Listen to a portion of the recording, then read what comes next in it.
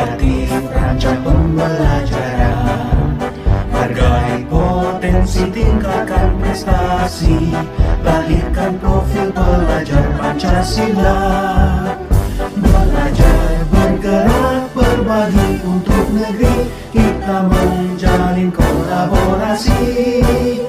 Belajar, bergerak, berbagi untuk negeri, demi bakti pada Ibu Pertiwi.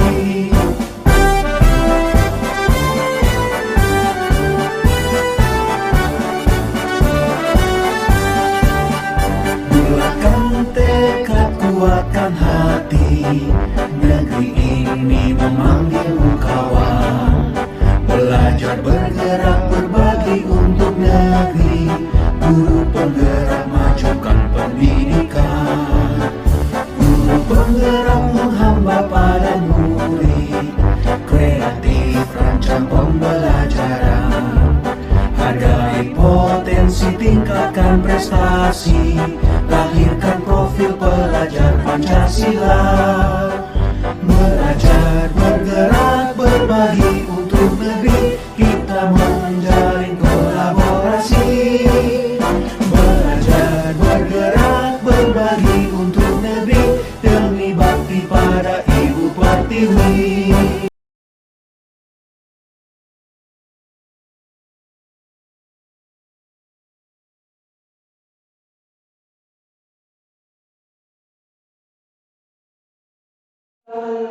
Assalamualaikum warahmatullahi wabarakatuh. Waalaikumsalam warahmatullahi wabarakatuh.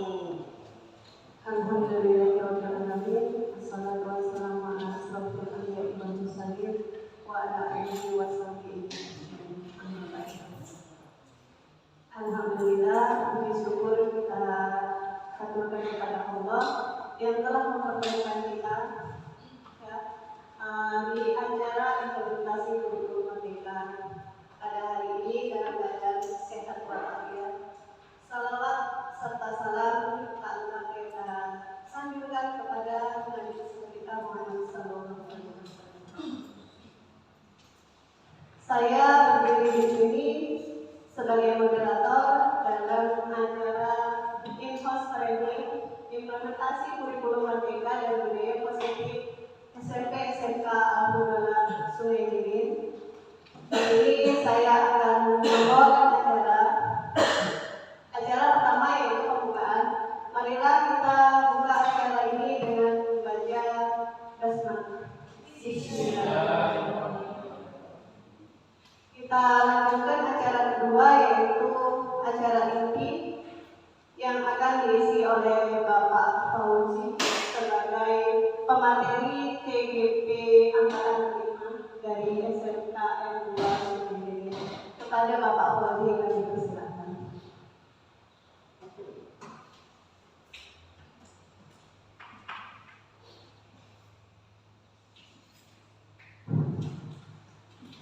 Bismillahirrahmanirrahim.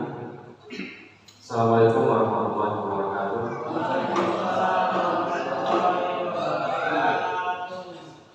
Baik, terima kasih Madam Moderator. Saya ucapkan juga terima kasih kepada Bapak Kepala Sekolah SMK Al-Huda dan SMK Al-Huda telah mengizinkan saya selaku calon guru penggerak angkatan kelima untuk melakukan pengibasan materi tentang budaya positif di lingkungan sekolah. Jadi ini ada materi dari guru penggerak yang harus kita sampaikan, yaitu tentang budaya positif yang harus kita terapkan di lingkungan sekolah kita. Serta nanti ada juga tentang pengimplementasian kurikulum merdeka. Kita langsung saja masuk ke materi yang pertama,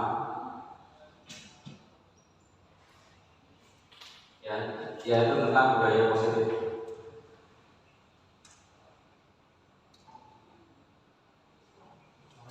Yang pertama, budaya positif itu meliputi disiplin positif,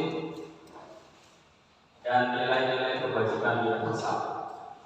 Yang berikutnya, nomor 2-nya ada tentang teori motivasi, hukuman, dan penghargaan serta restitusi. Nomor 3 ada keyakinan kelas, ya, bagaimana pembuatan keyakinan kelas. Kemudian ada nomor 4-nya kebutuhan dasar manusia dan dunia berkualitas. Berikutnya ada tentang restitusi, 5 posisi kontrol, ya. 5 posisi kontrol yang harus dimiliki oleh seorang guru. Berikutnya ada restitusi tentang segitiga, ya. Segitiga restitusi. Nah, ini yang kelima ini nanti kita akan bahas satu persatu, ya. Dimulai dari yang pertama tentang disiplin positif dan nilai-nilai kebajikan universal. Apa itu? Ya, menurut teorinya, ya, teori kontrol dari Dr. William Glasser, ya, menyatakan bahwa ilusi guru mengontrol murid. Ya, pada dasarnya kita tidak dapat memaksakan murid untuk berbuat sesuatu jikalau murid tersebut memilih untuk tidak melakukannya. Walaupun tampaknya guru sudah mengontrol perilaku murid, ya, hal demikian terjadi karena murid sedang tidak mengizinkan dirinya dikontrol. Ya. Jadi murid itu dia tidak kita tidak punya kemampuan untuk mengendalikan murid. Enak seperti ini, enak kayak gini, nggak bisa seperti itu. Ya. Jadi murid itu punya posisi kontrolnya sendiri. Sama kayak kita dengan rekan guru, dengan rekan yang kerja juga, kita nggak bisa mengendalikan rekan harus seperti ini, harus seperti ini, nggak bisa. Ya, karena mereka punya posisi kontrolnya sendiri-sendiri. Berikutnya,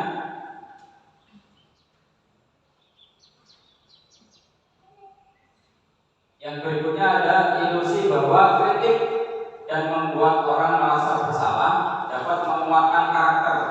Ini juga kadang kita terapkan. Menggunakan kritik dan rasa bersalah untuk mengontrol murid menuju pada integritas gagal. Mereka belajar untuk merasa buruk tentang diri mereka, dan mereka mengembangkan dialog diri yang negatif.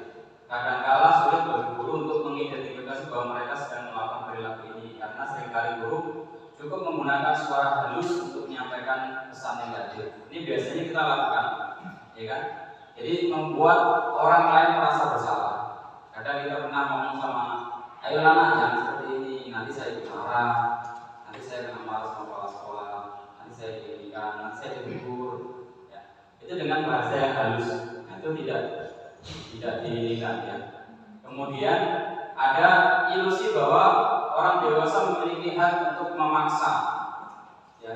Banyak orang dewasa percaya bahwa mereka memiliki tanggung jawab untuk membuat murid-murid berbuat hal-hal tertentu. Apapun yang dilakukan dapat diterima selama ada sebuah kemajuan berdasarkan pengukuran kinerja. Ada juga kita harus memaksa, ya, harus seperti ini, harus seperti itu. Itu kata Dr. William.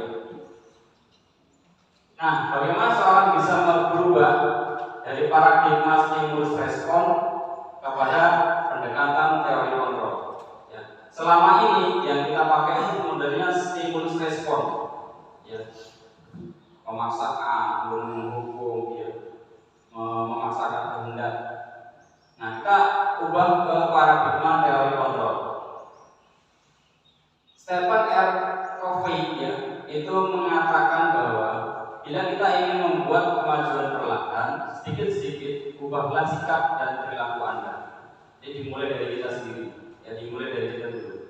Namun bila kita ingin memperbaiki cara-cara untuk kita, maka kita perlu mengubah kerangka acuan kita. Ubahlah bagaimana Anda melihat dunia, bagaimana Anda berpikir tentang manusia. Ubahlah paradigma Anda, skema pemahaman dan penjelasan aspek-aspek tertentu tentang realitas.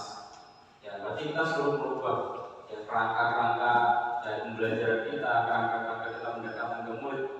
Kita coba rubah, ya, dari stimulus respon ke teori kontrol. Nah, ini adalah salah satu beberapa contoh, ya, stimulus respon ini yang sering kita lakukan, ya.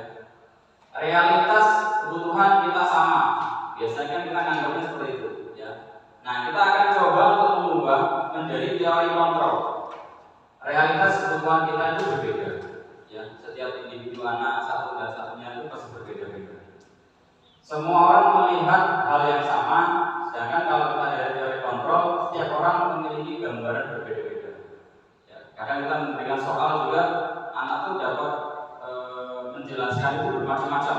Ada yang dia dari gambar aja jawabnya, ada yang dia dari suara, ada yang dia penjelasannya ini, macam-macam yang bisa kita ambil. Kemudian kita mencoba mengubah orang agar berpandangan sama dengan kita, itu yang biasa kita lihat. Kemudian kita berusaha memahami pandangan orang lain tentang dunia. Ya, kita ubah seperti itu. Kemudian ada juga orang lain bisa mengontrol saya. Nah, kalau dari teori kontrol, hanya Anda yang bisa mengontrol diri Anda sendiri. Jadi orang lain itu nggak bisa mengendalikan kita. Ya. Berikutnya, makna kata disiplin. Nah, kita lanjut ya. Di sini ya banyak orang menghubungkan kata disiplin itu dengan tata tertib, dengan peraturan, kemudian kepatuhan kepada peraturan-peraturan yang ada supaya disiplin. Ya. Sering juga disiplin dihubungkan dengan hukuman. Ya. Ada yang disiplin tadi, nanti yang nggak hadir ini dihukum, nanti ini. Nah, Bapak Ki Hajar Dewantara mengatakan bahwa di mana ada kemerdekaan, di situ harus ada disiplin yang kuat. Sesungguhnya disiplin itu bersifat self-disiplin, ya, yaitu kita sendiri yang mewajibkan kita dengan sekeras-kerasnya, tetapi itu sama saja. Sebab jika kita tidak cukup melakukan self-disiplin, wajiblah penguasa lain mendisiplinkan kita. Dan peraturan demikian itulah harus ada di dalam suasana yang berbeda. Nah, disiplin yang dimaksud di sini adalah disiplin diri, ya, disiplin diri kita sendiri yang memiliki motivasi internal dari dalam. Jadi supaya anak itu mau berdisiplin, itu usahakan motivasinya itu dari dalam diri anak itu sendiri, ya, dari internal. Nah, jika tidak bisa, maka perlu motivasi dari eksternal, dari luar, perlu orang lain, perlu gurunya yang motivasi. Ya, jadi kita nggak boleh dipaksakan, gitu. Itulah dia salah satu merdeka belajar tadi. Kemudian ada pun definisi merdeka menurut Ki Hajar Dewantara tidak hanya terlepas dari perintah, akan tetapi juga cakap buat memerintah diri sendiri. Ya, kemudian ada pemikiran Ki Hajar Dewantara sejalan dengan Jenny Gosen yang menyatakan bahwa disiplin berasal dari bahasa Latin disciplina yang artinya belajar. Kata disiplina juga berasal dari akar kata yang sama, ya, disiplin atau murid atau pengikut. Ya, jadi bukan hukuman, ya, bukan tata tertib yang berlaku untuk menegakkan disiplin itu enggak, ya.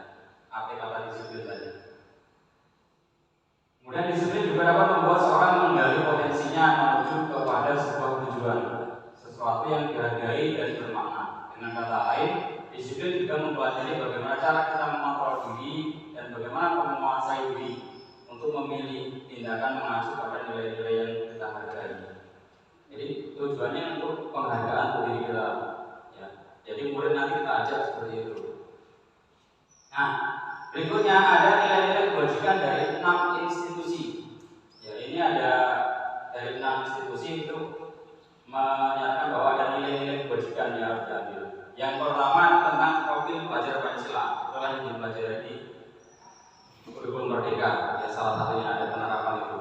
Yang pertama ada beriman bertakwa kepada Yang Maha Esa dan beragama dan mandiri, bernalar kritis, berkebinekaan global, bergotong royong, dan kreatif. Itu dari profil pelajar Pancasila. Nah, itu yang harus diterapkan nanti di kurikulum Merdeka. Kemudian ada juga IPU, ya, Primaries Program, itu ada menyatakan bahwa sikap murid itu ada yang toleransi, rasa hormat, integritas, mandiri, menghargai, antusias, dan lain-lainnya, banyak sekali. Ya. Ini adalah sikap-sikap murid, ya, yang ada pada murid yang harus kita bangkitkan, yang harus kita munculkan supaya anak itu mau. Ya. Kemudian ada 9 pilar karakter. Ya. Yang pertama cinta Tuhan dan segala ciptaannya, kemandirian dan menjawab, hormat dan sopan dan santun, dermawan, suka menolong, yang percaya diri, kreatif, kepemimpinan, baik dan rendah hati. Ini juga yang ada pada diri murid, ya. Tapi nggak tampak, ya. Makanya kita berusaha bagaimana caranya supaya ini biar mereka tampakkan, gitu. Ya. Kemudian ada petunjuk seumur hidup dan keterampilan hidup. Nah, kalau petunjuk hidup itu dari peduli, penawaran, bekerjasama, keberanian, ya, usaha, fleksibel, ya, kesadaran, keteguhan hati. Terus ya banyak ya. Itu tentang petunjuk hidup. Berikutnya lagi ada keterampilan. Keterampilan hidup itu dapat percaya, lurus hati, pendengar yang aktif, tidak merendahkan orang lain dan lain-lain. Kemudian ada juga the seven essential. Ya, ini tentang moral, empati, ya, suara hati, kontrol diri, rasa hormat dan kebaikan. Ini yang ada pada diri murid yang nanti harus kita bangkitkan. Kemudian ada proyek nilai-nilai kebajikan. Ya, banyak. Ada peduli, rajin, integritas, ya, semangat, kreatif, berprinsip, lurus hati, gotong royong juga masuk ke situ. Ya. Berikutnya lagi. Nah, yang nomor 2 materinya tadi tentang teori motivasi, hukuman, dan penghargaan serta restitusi. Ya, ini penting. Ya. Mari kita tanyakan pada diri kita sendiri, bagaimana cara kita berperilaku. Ya. Bagaimana cara kita berperilaku dalam sehari-hari, ya. Dalam kita mengajar di kelas, ya, dalam rekan kerja. Ya. Mengapa kita melakukan segala sesuatunya? Ya, melakukan itu. Kenapa kita melakukan itu? Ya. Pernahkah Anda melakukan sesuatu itu karena ingin mendapatkan senyuman dari orang lain? Ya, ada niat nggak dalam hati kita? Terus saya melakukan ini supaya dapat nanti kalau sekolahnya senyum, nanti dapat penghargaan, dan ya. Nah, ini Diana Wilson menyatakan ada 3 motivasi perilaku manusia. Yang pertama, untuk menghindari ketidaknyamanan atau hukuman. Kita biasanya melakukan itu kan karena ini, ya, untuk supaya nggak dihukum, ya, untuk menghindari ketidaknyamanan. Biasanya orang yang melakukan hal tersebut akan bertanya, apa yang terjadi apabila saya tidak melakukannya? Ya, nanti dihukum, nanti kena marah dan lain-lain. Sebenarnya mereka sedang menghindari permasalahan yang mungkin muncul dan berpengaruh pada mereka secara fisik, psikologis. Ya. Nah, ini adalah motivasi yang bersifat eksternal dari luar, karena kita berharap diinikan sama atasannya, gitu kan. Dikasih perhatian sama atasannya dan lain-lain. Kemudian untuk mendapatkan imbalan, ya kan? Karena kita melakukan sesuatu itu supaya ada imbalannya, ada penghargaan dari orang lain. Ya, murid juga kan kayak gitu kan. Dia mau melakukan sesuatu kalau dia ada imbalannya. Ya, enak kerjakan ini nanti saya kasih ini. Nanti siapa yang nilainya 100 nanti dapat kerja ini. Tujuannya berbeda lagi. Ya. Jadi orang yang motivasi ini akan bertanya, apa yang akan saya dapatkan apabila saya melakukannya? Ya. Mereka melakukan sebuah tindakan untuk mendapatkan pujian dari orang lain, ya, yang merupakan menurut mereka itu penting. Mereka letakkan dalam dunia berkualitas mereka. Mereka juga melakukan sesuatu mendapatkan hadiah, pengakuan dan imbalan. Ini juga sifatnya motivasinya eksternal. Ya. Ini sifatnya sementara. Kalau dia nggak dapat imbalan, nggak dapat ini, dia nggak akan melakukannya lagi. Ya. Itu motivasi dari orang lain. Dan yang ketiganya, untuk menjadi orang yang mereka inginkan dan menghargai dirinya sendiri dengan nilai-nilai yang mereka percayai. Nah, orang dengan motivasi ini akan bertanya, akan menjadi orang yang seperti apakah apabila saya melakukannya? Ya. Mereka melakukan sesuatu karena nilai-nilai yang mereka yakini dan hargai, dan mereka melakukannya karena mereka ingin menjadi orang yang melakukan nilai-nilai yang mereka yakini itu. Ya. Ini adalah motivasi yang akan membuat seorang memiliki disiplin positif, karena motivasi berperilakunya bersifat internal dari dalam. Ya, nomor 3-nya tadi kan, ingin apa? Mereka inginkan dan menghargai dirinya sendiri. Jadi mereka melakukan sesuatu itu karena memang keinginan dia sendiri. Memang mau saya seperti itu Pak. Memang saya motivasinya memang mau belajar, memang motivasi saya mau ini. Jadi tidak ada niat-niat yang lain. Nah, berikutnya ada hukuman, konsekuensi, dan restitusi. Nah, ini perbedaannya dari hukuman, ya, konsekuensi sama restitusi. Kalau hukuman itu biasanya sesuatu yang menyakitkan harus terjadi. Kalau konsekuensi sesuatu yang harus terjadi, ya. Beda antara hukuman dan konsekuensi. Restitusi merupakan pilihan, ya, dikasih pilihan-pilihan. Kemudian murid akan tersakiti dan ada murid dibuat tidak nyaman. Murid mendapatkan penguatan. Kalau dari ini ya perbedaannya. Kalau hukuman itu kan murid akan merasa tersakiti kalau dia dilakukan diberikan hukuman. Nanti bisa jadi dendam dan lain-lain. Ya, kalau dia konsekuensi biasanya membuat murid itu tidak nyaman. Ya, yang harusnya dia udah istirahat karena ada konsekuensinya, karena dia tadi datang terlambat, akhirnya nanti istirahatnya telat, agak mundur. Yang lain dari sekarang kedua dia belum masih ada tugas lagi tambahan, itu konsekuensi. Nah, restitusi murid mendapatkan penguatan, jadi murid itu dapat lebih berubah lagi. Berikutnya ini ada negatif, netral, sama positif. Ini yang tadi ya, yang hukuman, konsekuensi sama restitusi. Awas kalau dilakukan lagi ya, nanti awas kamu. Ancaman gitu ya kan. Itu kalau hukuman. Kalau yang netralnya, lakukan apa yang saya katakan. Itu udah katanya berbeda. Kemudian kalau yang positifnya, apakah hal ini sesungguhnya ingin kamu lakukan? Ya. Apakah hal ini yang sesungguhnya ingin kamu lakukan? Jadi anak itu berpikir sendiri. Ya, kita memaksa membuat anak itu dia berpikir sendiri. Itu yang positifnya. Jangan langsung kalau yang negatif itu kan kita langsung to the point. Awas kamu. Ya. Jadi anak itu rasanya nanti bisa menyimpan rasa dendam dan lain-lain. Ya. Berikutnya, nah ini hukuman itu ada beberapa ininya. Ya. Satu, dihukum oleh penghargaan. Pernah nggak kita seperti ini? Saat kita berulang kali menjanjikan hadiah kepada anak-anak agar berperilaku bertanggung jawab, atau kepada murid agar mempelajari sesuatu yang baru, kepada seorang karyawan melakukan pekerjaan yang berkualitas, kita berasumsi mereka tidak dapat melakukannya atau mereka tidak akan memilih untuk melakukannya. Ini biasanya kita dihukum dari penghargaan. Ya. Berikutnya ada pengaruh jangka pendek dan jangka panjang. Ya, dengan adanya hukuman dalam bentuk penghargaan tadi, ya, itu dapat berakibat dari jangka pendek sama jangka panjang. Ya, penghargaan efektif jika kita menginginkan seseorang melakukan sesuatu yang kita inginkan dalam jangka waktu pendek. Dan jika kita menggunakan penghargaan lagi dan lagi, maka orang tersebut akan bergantung pada penghargaan.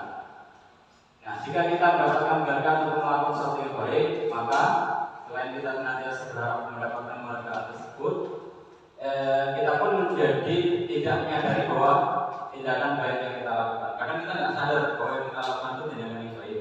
Karena yang kita sadar, yang kita inginkan tadi ada penghargaan tadi. Ya, kalau nggak ada penghargaan, ya nggak jadi kita berubah. Berikutnya lagi. Nah, penghargaan merusak hubungan. Ya. Ketika seorang diberi penghargaan atau dipuji di depan orang tuanya, maka yang lain akan merasa iri. Ya, ini salah satu dari yang kurikulum 13 kemarin kan tidak dibuat adanya peringkat. Ya, salah satunya ini. Ya, tujuannya untuk ini supaya nggak ada kayak sejenis cemburuan sosial. Saya peringkat 1, jadi nggak ada untuk melihat itu. Kemudian jika seorang guru sering memberikan penghargaan kepada muridnya, mungkin muridnya termotivasi hanya untuk menyenangkan guru itu aja. Ya, guru yang nggak memberi penghargaan dia nggak dihormati. Dia akan fokus dengan guru itu aja. Penghargaan menciptakan persaingan di dalam kelas. Ya, mereka juga percaya bahwa mereka tidak memiliki kesempatan untuk mendapatkan penghargaan, akan berhenti mencoba. Nanti akhirnya temannya ikut-ikutan. Ya, saya saya harus semangat lagi biar dapat ini. Jadi tujuannya nanti larinya ke penghargaannya, ya bukan dari materi yang dia pelajari. Nah, penghargaan menurunkan kualitas. Contohnya, pengamatan dilakukan kepada sekelompok mahasiswa yang sedang PKL ya, di sebuah surat kabar universitas. Mereka sedang belajar melanjutkan sebuah artikel dengan sebuah berita utama. Seiring waktu, mahasiswa tersebut semakin mampu bekerja dengan cepat. Kemudian dia beberapa mahasiswa yang dibayar untuk setiap judul berita utama mereka mampu hasilkan. Dan setelah beberapa lama, mahasiswa yang dibayar ini hasil kinerjanya begitu berkembang. Mereka yang tidak menerima pembayaran terus berupaya mengasah diri jadi lebih baik. Ini salah satu contoh dari adanya penghargaan. Ada mahasiswa yang dia bekerja dengan tulus, ya tanpa dia melakukan penghargaan, dan dia akan terus berkarya. Tapi ada yang dia mahasiswa itu nanti kalau dia dapat media sekian, nanti sekian saya kasih penghargaan ini. Tapi malah hasilnya nggak maksimal, ya. Karena mungkin penghargaannya berhenti, akhirnya dia berhenti juga. Berikutnya ada juga penghargaan itu mematikan kreativitas. Ya. Murid-murid diminta berpikir mengenai hadiah yang bisa mereka dapatkan bila berhasil menulis sebuah puisi. Ya, kelompok-kelompok ini menjadi berkurang ya kreativitasnya dibandingkan dengan yang tidak diberikan beritahu tentang adanya hadiah yang akan diterima. Ya, bisa jadi pandangannya sudah berbeda. Makanya kalau kita ini jangan sampai kita memberikan hadiah, oh nanti hadiahnya ini, nanti ini. Ya, nanti akhirnya anak jadi kita pikirnya kan hadiah, oh saya ini. Jadi kreativitasnya kurang maksimal. Berikutnya ada lagi penghargaan menghukum. Ya. Jadi penghargaan itu juga salah satu menghukum. Penghargaan menghukum mereka yang tidak mendapatkan penghargaan, misalnya dalam sistem ranking. Ya. Ini yang di Kaligabar juga, di kode ini. Tujuannya adalah biar nggak terjadi menghukum antara yang nggak ranking dan yang ranking. Nanti memisahkan. Ya. Kemudian karena orang pada dasarnya tidak suka dikendalikan dalam jangka waktu lama, penghargaan akan terlihat sebagai hukuman. Ya. Terus motivasi dalam diri, intrinsik. Saat seorang akan belajar untuk pertama kali menggabungkan huruf-huruf, kata-kata serta menyadari bahwa dia dapat membaca, timbul pijar di dalam mata dan sebuah senyuman di wajahnya. Anak tersebut begitu gembira bahwa dia telah mempelajari dan menguasai suatu keterampilan baru.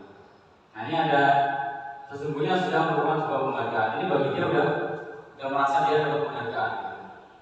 Namun jika kita memberikan penghargaan kepada seorang anak pada saat dia sedang merasa bangga dengan pencapaian sendiri, itu akan mengambil kegembiraan anak tersebut. Ya. Anak itu sebenarnya dia sudah bangga dengan dia dapat nilai ini, dapat ini, gitu kan. Tapi kita kemudian nanti kasih penghargaan, nanti kasih ini, itu malah sebenarnya kita malah merusak kebahagiaannya dia. Benar mereka udah bangga dengan misinya yang mereka hasilkan. Berikutnya ada keyakinan kelas. Nah ini yang ketinggalan. Ya. Jadi sebelum kita mulai materi tadi, ya, kita buat keyakinan kelas. Jadi ada kita pembuatan keyakinan kelas.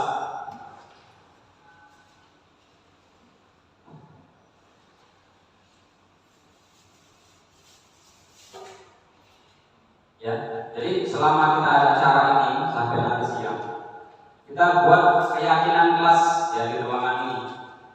Jadi ini juga bisa kita terapkan di kelas ya sama anak-anak. Setiap awal semester ya kita terapkan pembuatan keyakinan kelas. Keyakinan kelas itu adalah yang bersifat abstrak, ya peraturan-peraturan yang bersifatnya positif, ya, yang membuat anak itu jadi lebih semangat lagi, lebih ya, jenisnya peraturannya yang mungkin ya istilahnya positif, hal yang positif. Umpamanya nanti datang tepat waktu, kemudian selalu berpakaian rapi, atau nanti tergantung anaknya ya.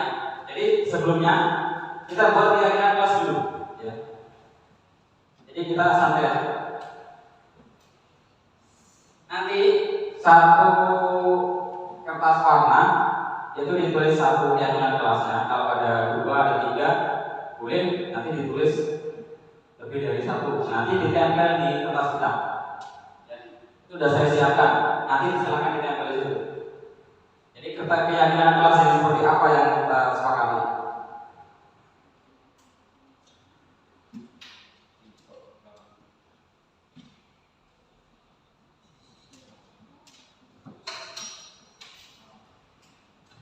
Jadi nanti warna-warni.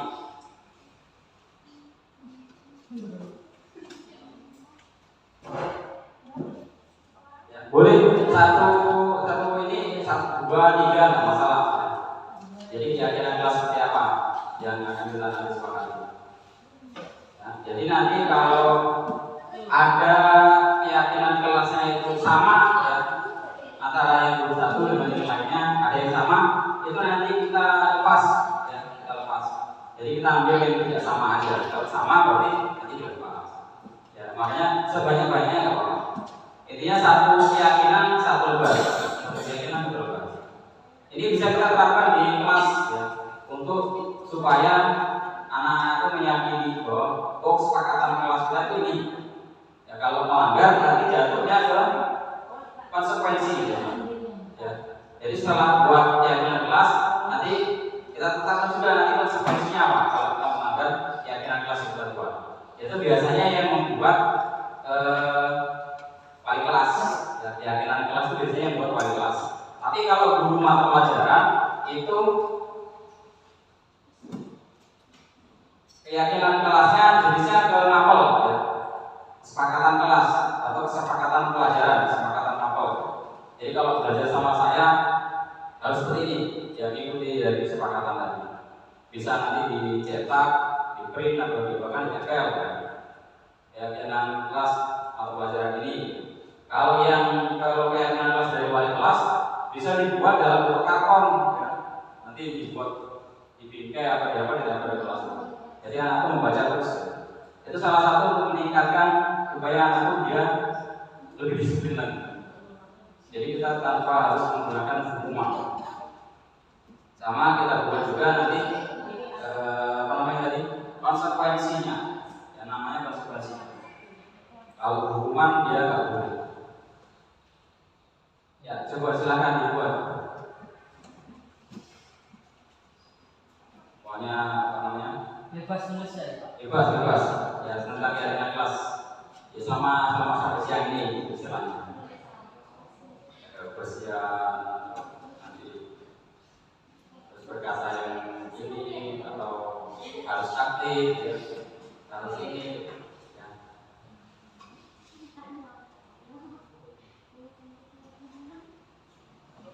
Ya sudah, boleh langsung ditempel.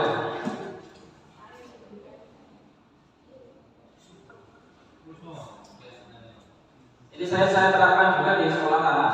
Jadi sekolah tanah saya terapkan seperti itu. Ya, yang sudah tempel.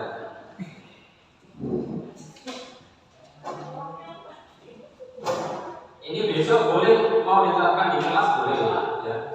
Kita punya ngomong sama anaknya. Ya, kita perbaiki ininya, kita buat ini dulu.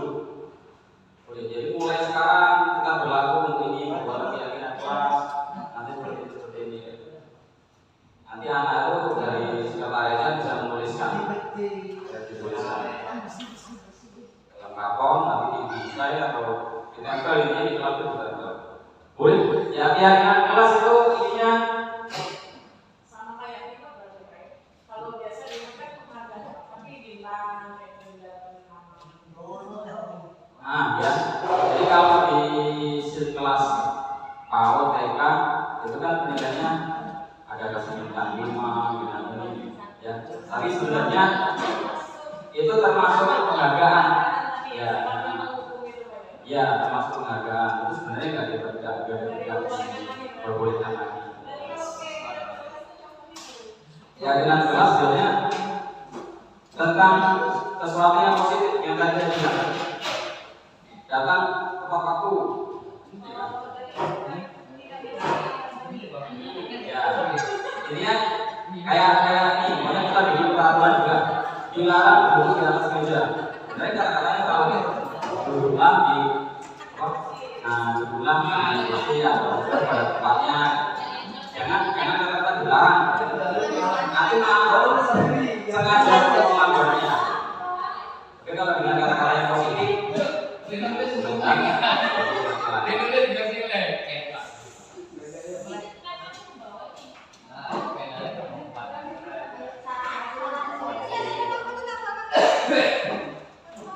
keyakinan kelas itu biasanya nggak banyak-banyak ya.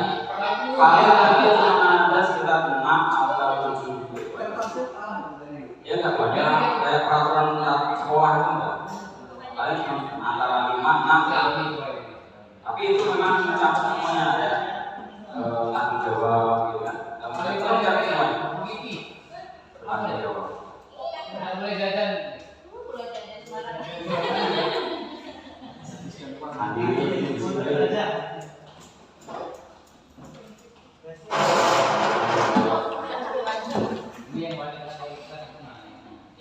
Keyakinan kelas sebenarnya tidak terlalu banyak sehingga mudah diingat dan dipahami.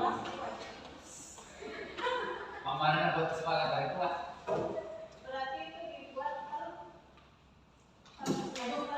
Ya per awal semester bagusnya. Ya per awal semester baru bisa masuk ke anak waktu wali kelas ini. Nah keyakinan kelas itu sebenarnya ini berlaku seluruh mata pelajaran loh. Nah, jadi bukan sama ibu aja, ini seluruh ini keyakinan yang ada di dalam kelas ini semuanya 7B. Nah jadi ini keyakinan kelas 7B. Jadi baik teman kayak bertanggung jawab kan nanti dia masuk di ranah kalau dia mengerjakan tugas dia harus mengerjakan. Kalau dia nggak mengerjakan tugas berarti dia melanggar keyakinan kelas tentang bertanggung jawab. Berarti kamu nggak bertanggung jawab. Itu masuk ke situ. Nanti konsekuensinya apa? Biasanya ada beberapa konsekuensinya. Jadi tanpa kita harus melakukan penghukuman. Ya. Nah ini kan banyak nih kan. Bisa nanti dari anak-anak itu kan ada yang sampai 30 ya. Ada kalau anak itu bikin 2 bisa nanti 50 lembar banyak yang ditempel. Itu kita seleksi. Kalau yang dari ini ya yang buat anak sendiri. Ya. Kalau dilihat, oh ini sama ini. Ya. Sama.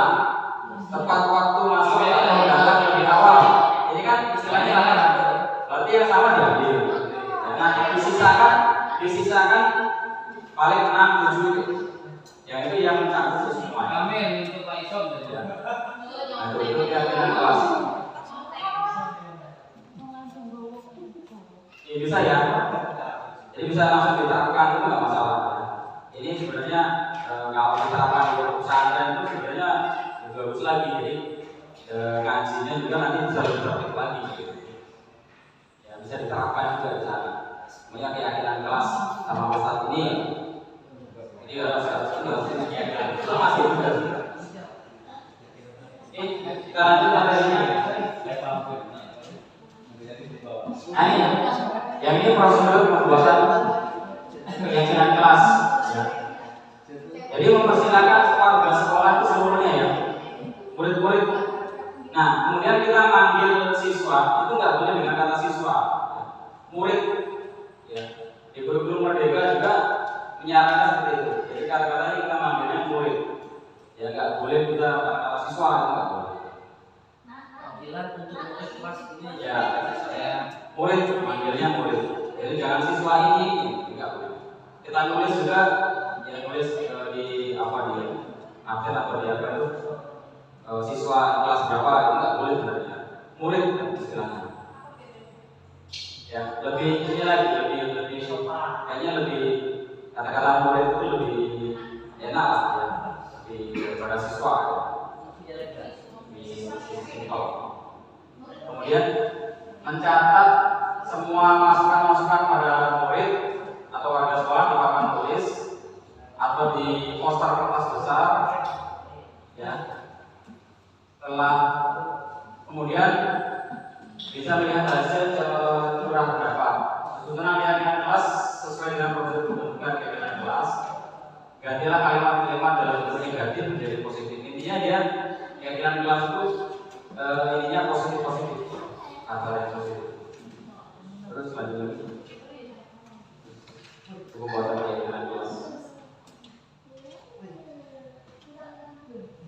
Ini kegiatan pendalaman keyakinan kelas. Ya. Ada rasa hormat, ya kan? Tampak seperti dan tidak tampak seperti. Ini boleh kita buat seperti itu juga. Selain dari untuk memperkuat keyakinan kelas, kita buat juga seperti ini. Tampak seperti, datang tepat waktu. Kalau tidak tampak seperti, berarti sering hadir terlambat.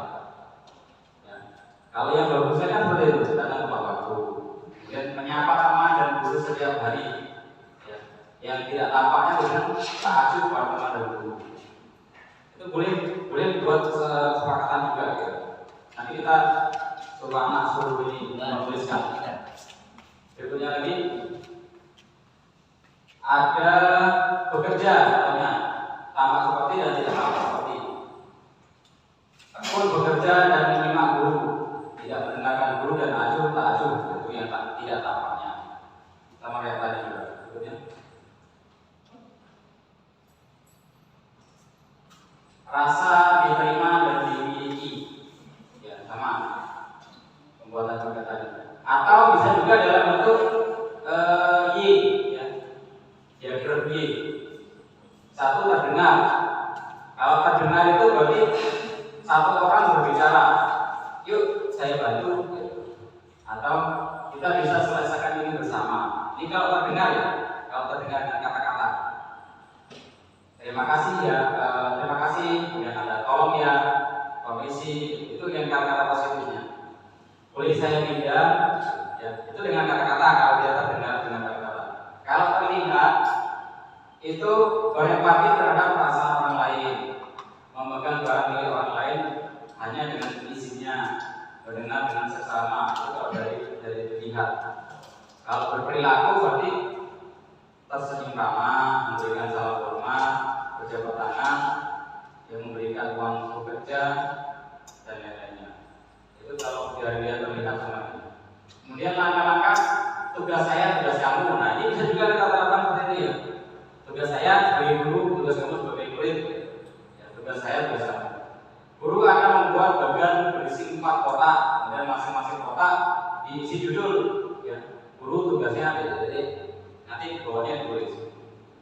Murid tugasnya apa? Terus guru tugasnya bukan ngapain, nanti ditulis. Terus berikutnya, nah ini ya, ini dari 4 kotak tadi. Guru tugasnya ya, di bawahnya mengajar, mendidik, ya, menjawab pertanyaan, memberi nilai, mengatur kelas dan lain-lain. Murid tugasnya belajar, mencoba, menghasilkan. Ini bisa kita buat dalam bentuk paket kertas karton ya. Kita bisa buat di kelas, kita tempel. Jadi anak itu lebih paham. Oh berarti tugas saya sebagai guru ini. Ya, itu. Jadi lebih dia itu biar lebih banyak membaca. Itu literasi ya. Literasi. Jadi di kelas itu banyak baca. Berikutnya lagi. Nah, nomor 4-nya 5 kebutuhan dasar manusia. Ini yang harus dimiliki oleh murid sama guru. Itu ada 5 kebutuhan dasar manusia. Yang pertama bertahan hidup, kedua kasih sayang dan rasa hormat, kebebasan, kesenangan dan penguasaan. Bertahan hidup yang ke-1 ya. Komponen psikologis pada kebutuhan ini meliputi kebutuhan akan perasaan aman. Contoh, pada kasus Doni ya, apabila jawaban Doni ketika ditanya oleh Ibu Ambar adalah karena ia lapar dan orang tuanya tidak membawakan bekal makan siang, maka kebutuhan dasar yang sedang berusaha dipenuhi oleh Doni adalah kebutuhan untuk bertahan hidup. Itu salah satu contoh kasus. Berikutnya ada rasa kasih sayang dan rasa ingin diterima. Kebutuhan ini meliputi kegiatan untuk tetap terhubung dengan orang lain seperti teman, keluarga, pasangan hidup. Ya. Anak-anak yang memiliki kebutuhan dasar kasih sayang dan rasa diterima yang tinggi biasanya ingin disukai dan diterima oleh lingkungannya. Biasanya mereka nyari perhatian. Ya. Itu berarti anak itu ingin rasanya dikasih sayang, ingin diterima di dalam kelas itu atau di sama temannya itu. Kemudian ada kebebasan, kebutuhan akan kemandirian, otonomi, memiliki pilihan dan mampu mengendalikan tinggi yang menginginkan pilihan. Mereka perlu banyak bergerak, suka mencoba-coba, tidak terlalu terpengaruh orang lain dan senang mencoba hal-hal baru dan menarik. Itu berarti anakku ingin kebebasan. Ya, nanti ada juga. Kemudian ada kesenangan. Caesar menghubungkan hubungan antara akan kesenangan dengan belajar. Semua hewan dengan tingkat intelijensi tinggi kayak anjing, domba dan lain-lain, itu semuanya kan bermain. Saat mereka bermain, mereka mempelajari keterampilan hidup yang penting. Manusia tidak berbeda. Itu sama kan, kita juga seperti itu. Ya. Ingin kesenangan, ingin keren. Berikutnya, penguasaan. Ya, kebutuhan ini meliputi keinginan untuk dianggap berharga, bisa membuat perbedaan, bisa membuat pencapaian, kompeten, diakui, dihormati. Ya. Anak-anak memiliki kebutuhan dasar rasa penguasaan tinggi, biasanya selalu ingin menjadi pemimpin. Mereka juga suka mengamati sebelum mencoba hal baru. Mereka kecewa bila melakukan kesalahan. Nah, ini kalau yang penguasaan tentang power. Nah, berikutnya ada 5 posisi kontrol. Nah, ini yang harus dimiliki oleh seorang guru. Ya, ada 5 posisi kontrol. Ya, yang pertama adalah penghukum. Ya, guru sebagai penghukum. Ini sering kita lakukan. Kan? Kemudian ada membuat orang lain merasa bersalah. Kemudian ada juga sebagai teman. Ada juga dia pemantau atau monitor. Kemudian yang terakhir manajer. Ya, guru itu sebagai manajer. Nah, ini poin pentingnya di sini ya. Kita masuk yang berikutnya. Yang pertama sebagai penghukum. Ya. Orang-orang yang menjalankan proses penghukum senantiasa mengatakan bahwa sekolah memerlukan sistem atau alat yang dapat lebih menekan murid-murid lebih dalam lagi. Guru-guru yang menerapkan posisi penghukum akan berkata seperti ini: patuhi aturan saya atau awas. Ya. Jadi dengan nada yang keras, lantang, kamu selalu saja salah. Ya. Kemudian ada juga selalu, pasti selalu yang terakhir selesai. Itu termasuk penghukum. Kita kan pernah gitu. Kamu lagi. Ya. Ada yang seperti itu. Sebelumnya. Nah, guru seperti ini senantiasa percaya hanya ada satu cara agar pembelajaran bisa berhasil, yaitu caranya dia sendiri.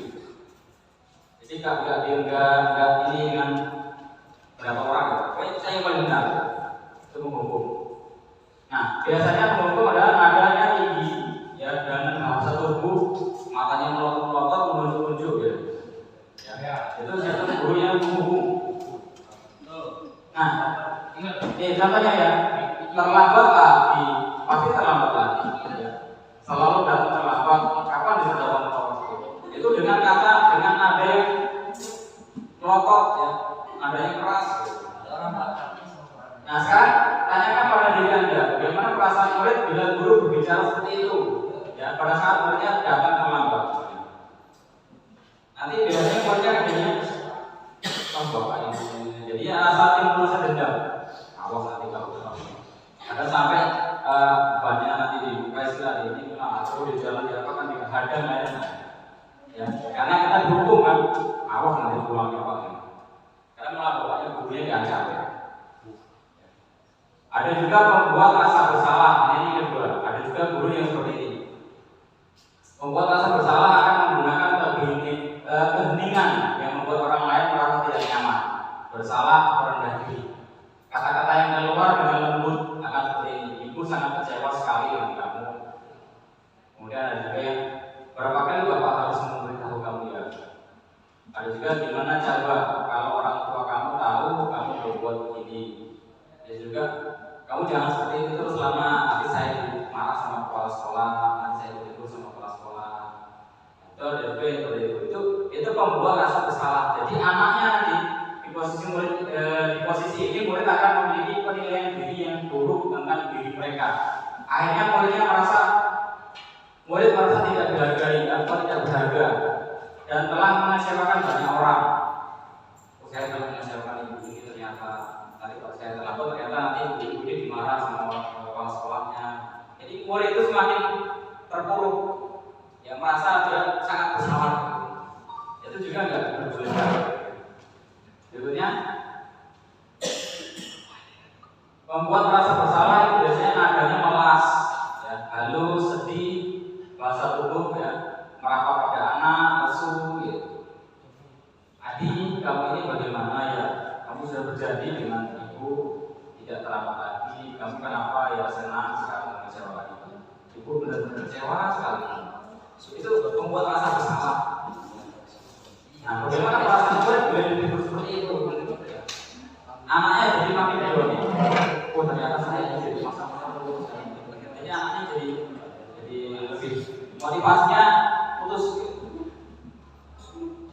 Nah, ada juga yang sebagai teman.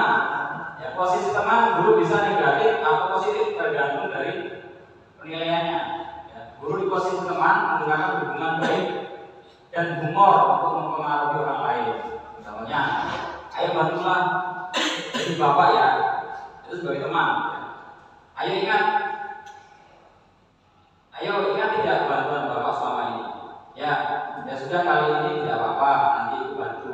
Itu ya sebagai teman, kita sebagai teman. Jadi antara guru dan murid itu kayak teman. Nanti yang jadi dihormati ya guru itu aja gitu. Karena dia yang paling dekat dengan guru itu. Ya. Bila suatu saat guru tersebut tidak membantu, maka mereka akan kecewa dan berkata, saya pikir bapak atau ibu teman saya. Jadi merasa anak itu seperti itu. Murid akan kecewa dan tidak mau lagi berusaha.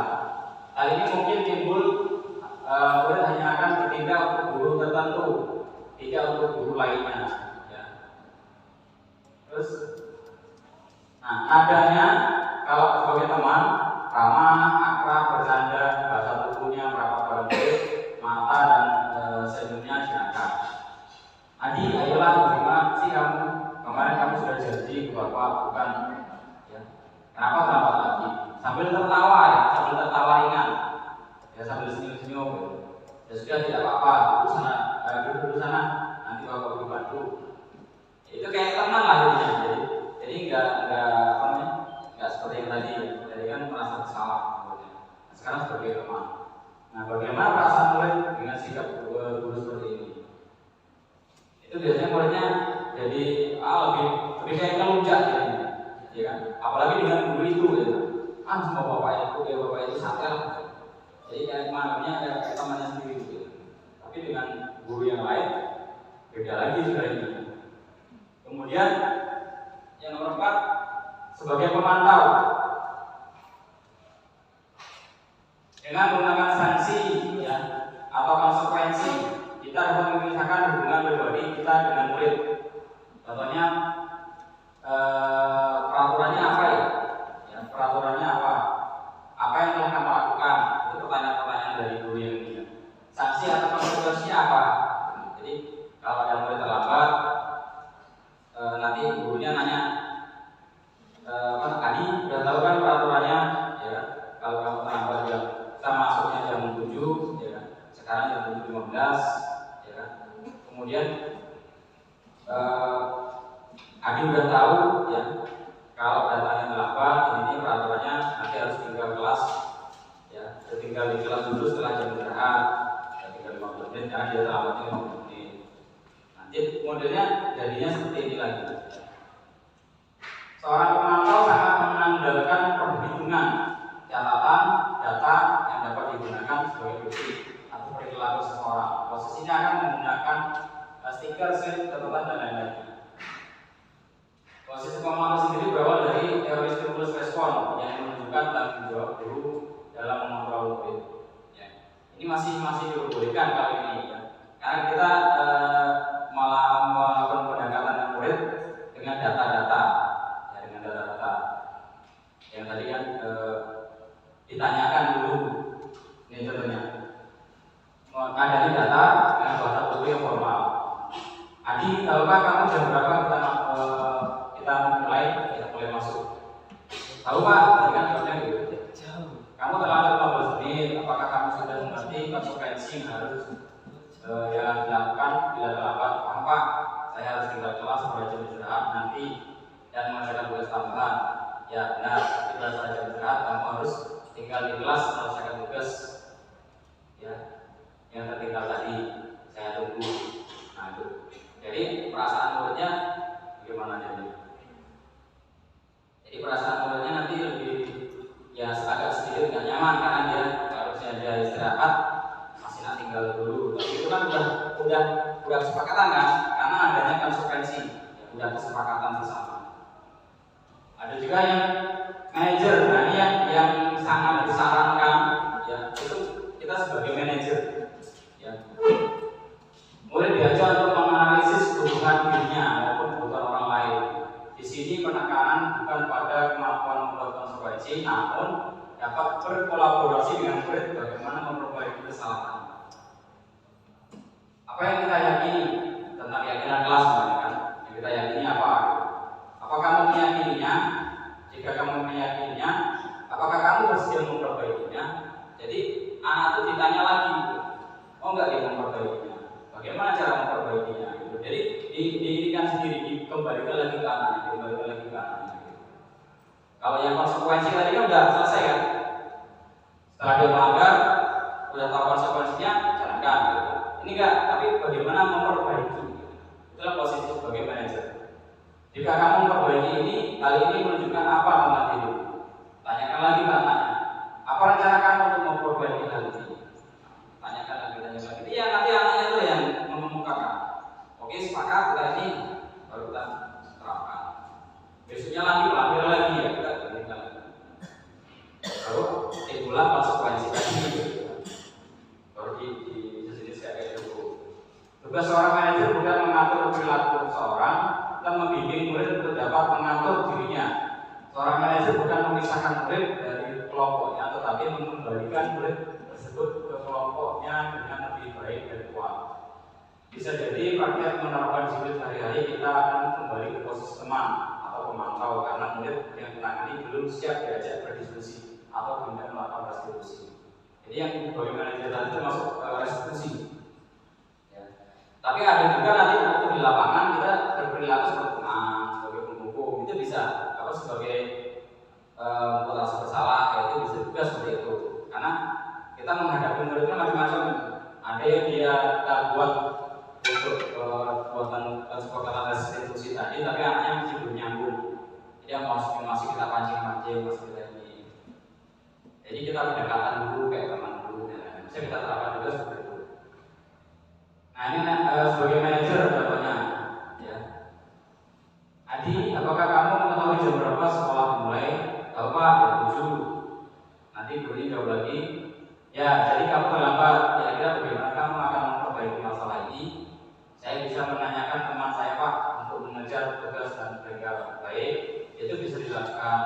Apakah besok akan ada masalah yang untuk kamu agar bisa hadir tepat waktu ke sekolah? Tidak Pak, saya bisa hadir tepat waktu. Baik, saya hargai usahamu untuk memperbaiki diri. Jadi anaknya ditanya lagi. Nanti kalau ini lagi anaknya jawab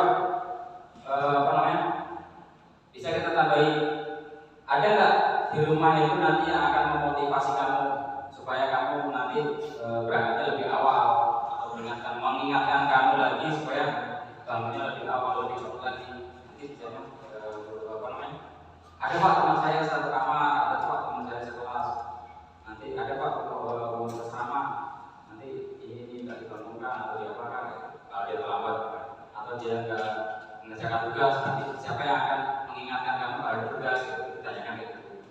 Itu kembali lagi ke anaknya, nanti anaknya yang jawab. Lebih halus lagi.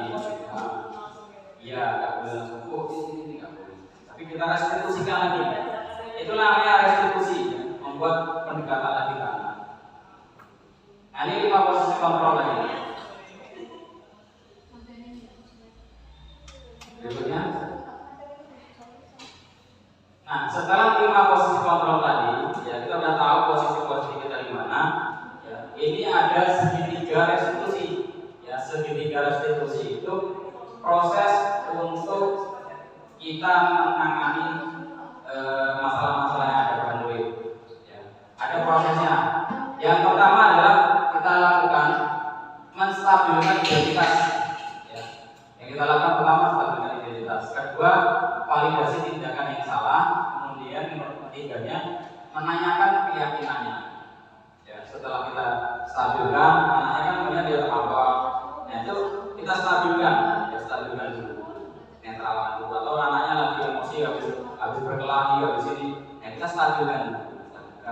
Kita pendekatan dulu, nanti baru validasi. Validasi itu di situ cari kan, kenapa kok bisa seperti itu? Ini cari dulu, nanti baru menentukan keyakinannya. Sekarang maunya bagaimana? Jadi nggak boleh langsung, oh kamu ini, nggak boleh seperti itu. Nah ini langkah-langkahnya, ya, menstabilkan identitas, validasi tindakan salah, kemudian menanyakan keyakinan. Terus tujuannya untuk mengubah identitas anak dari orang gagal karena melakukan kesalahan menjadi orang sukses. Ya, karena dia melanggar, jadi mereka merasa gagal. Nah itu stabilkan dulu, jadi stabilkan dulu supaya anak itu berpikiran nggak merasa dia salah lagi. Anak yang melanggar peraturan karena sedang mencari perhatian adalah anak yang sedang mengalami kegagalan. Dia mencoba untuk memenuhi kebutuhan dasarnya, namun ada benturan. Kalau kita mengkritik dia, maka kita akan tetap membuatnya dalam posisi gagal.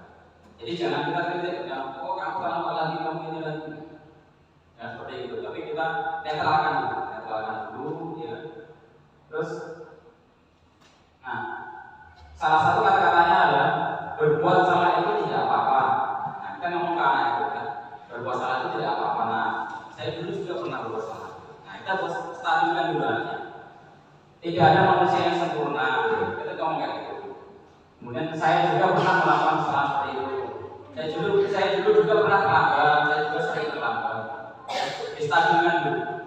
Bapak Ibu tidak tertarik mencari siapa yang salah, tapi Bapak Ibu ingin mencari solusi dari permasalahan. Ya. Ini salah satu pertanyaan dari kita menstabilkan anak tadi. Stabilkan anak. Nah, tentu akan sulit melakukan restitusi bila anak yang berbuat salah terus berfokus pada kesalahannya. Nah, ini ada 3 alasan untuk ini. Rasa bersalah menguras energi. Ya, ketika kita merasa bersalah, kita mengalami identitas kegagalan. Perasaan bersalah membuat kita terperangkap pada masa lalu, di mana kita sudah tidak bisa berbuat apa-apa lagi. Nah, kita hanya bisa mengontrol apa yang akan terjadi di masa kini dan masa mendatang. Makanya kita stabilkan anaknya supaya dia tidak merasa down, merasa bersalah, karena dia terlambat atau karena dia melanggar peraturan, karena dia tidak mengerjakan tugas. Kita stabilkan dulu. Saya juga dulu pernah dihukum. Saya pernah dulu terlambat diperhatikan sama guru ini. Nah, itu membuat anak itu merasa, oh berarti nggak saya saja, ya. Oh berarti bapak dulu kayak gitu juga. Jadi anaknya mulai lagi. Nanti baru kita pendekatan lagi. Kemudian yang keduanya, validasi tindakan yang salah tadi. Ya, baik atau buruk pasti memiliki maksud dan tujuan tertentu. Ya, seorang guru memahami dari kontrol pasti akan mengubah pandangannya dari teori stimulus respon ke dalam berpikir proaktif. Ya, kita mungkin tidak suka sikap seorang anak yang terus-menerus merengek, tapi bila sikap itu mendapatkan perhatian, maka itu telah memenuhi kebutuhan anak tersebut. Kadang anak itu kan sengaja mencari perhatian. Itulah kebutuhan dasar manusia tadi. Berarti itu anak berarti pengen diperhatikan, pengen diinginkan, makanya dia udah pulang. Makanya kita harus melakukan pendekatan. Nah ini ada salah satu kata-katanya. Padahal kamu bisa melakukan yang lebih buruk dari ini ya. Punya anak setelah kita stabilkan, ya kita pancing lagi. Padahal kamu bisa melakukan yang lebih buruk dari ini ya, atau lebih meninggal dan lain-lain. Kamu pasti punya alasan mengapa kamu melakukan hal ini. Itu tanyakan lagi ke anak. Kamu patut bangga pada dirimu sendiri karena kamu telah melindungi sesuatu yang penting buatmu. Nah, biasanya guru menyuruh anak untuk menghentikan sikap yang tidak baik, tapi teori kontrol menyatakan bahwa proses itu tidak manjur. Ada yang guru kadang, kamu jangan seperti itu, jangan seperti ini, nanti diulang lagi. Kan anak-anak kayak gitu. Makanya kita tanyakan lagi, tanyakan. Kamu boleh mempertahankan sikap itu, tapi kamu harus menambahkan sikap yang baru. Apa kira-kira? Anaknya berpikir lagi, kembali ke anaknya lagi. Jadi keputusan itu berarti ke anak.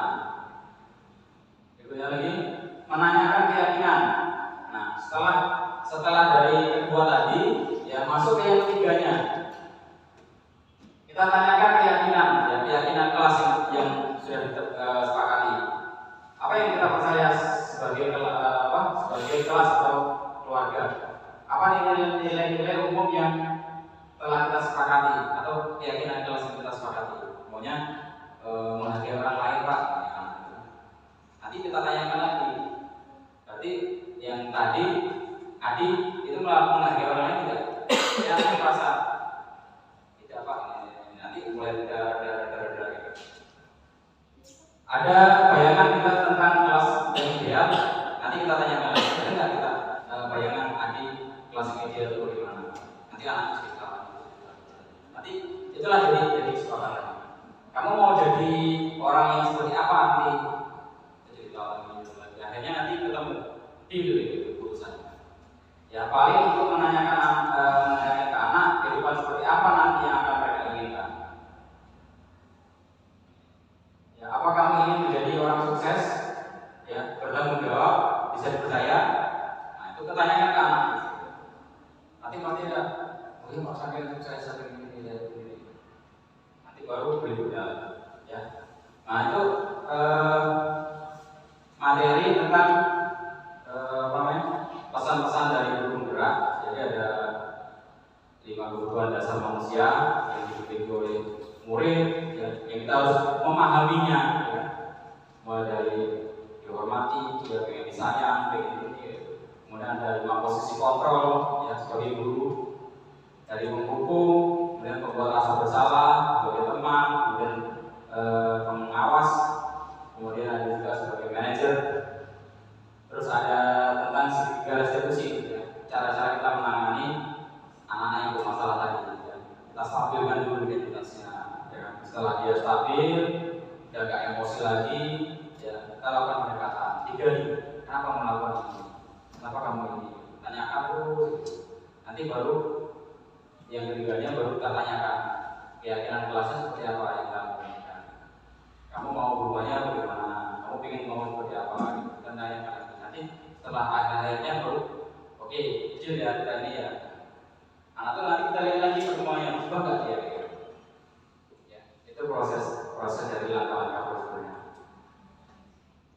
Baik, mungkin itu saja ya tentang pemahaman dari budaya positif yang harus kita terapkan di sekolah.